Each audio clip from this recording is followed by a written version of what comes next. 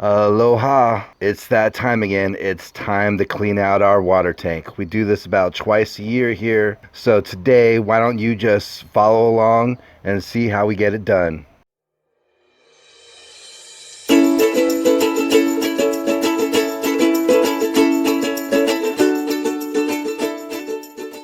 Aloha, this is Sean with Homestead in Hawaii.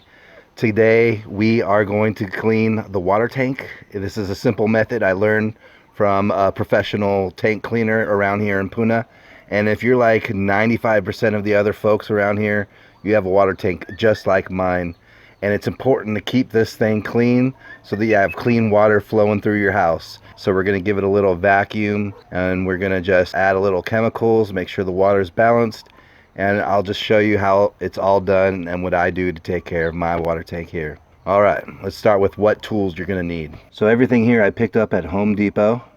You can see here I have this vacuum hose. I got an extendable handle, a little bit of bleach, baking soda, and this is our vinyl liner vacuum. This is special for vinyl bottom pools and everything. And this is going to be the main tool that gets the job done today. We also have just this pool skimmer and then some pantyhose that's going to go over our inlet pipes. So let's dive into how it's all done. We're going to start by taking our skimmer. Just purchased this at Home Depot. It was about less than $20 or so.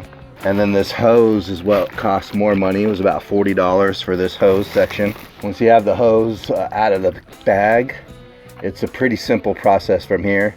This piece just fits right over the vacuum.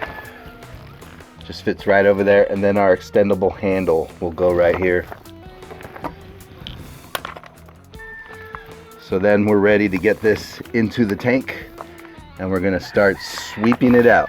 We're gonna put it into the water tank, and then go ahead and put all of your hose into the water tank. And then what you're gonna do to get it started is go ahead and prime it by breathing in.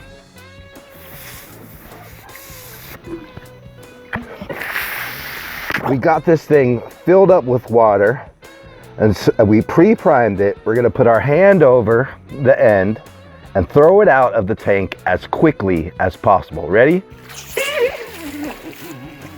You can see we got our prime going. The water is pumping out. That is what you call an old-fashioned siphon. We want to just slowly move our vacuum around and try and suck up as much as we can. If you look closely, debris is getting sucked into this thing as we run slowly along the bottom.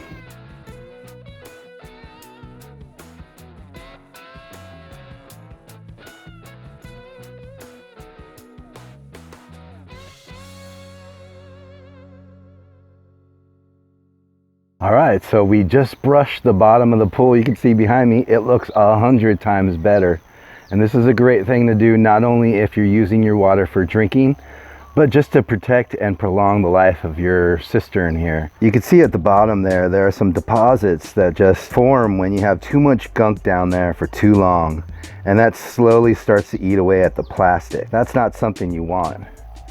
But overall here, the tank is looking pretty clean. Looking good, ready to go. What we did here is we put pantyhose on the inlet here, and we already just swapped it out with a new pantyhose. On the other side there, we have another one that we still need to swap out. So this is a good practice to do once a month. I like to use a pool skimmer and get the leaves that are on the surface, any debris that's on the surface. I do this after the initial brushing on the floor because I'm expecting some debris to come up to the surface that I can then just net off. You can see from using the vacuum, though our water level went down significantly. We lost about 12 inches of water here, but that's okay. That gives us room to clean up the upper edge of the liner. And also you want to take advantage of this time of having the pool cover off to clean the outside of the tank. And a good way to do that is with bleach and a sponge or a pressure washer.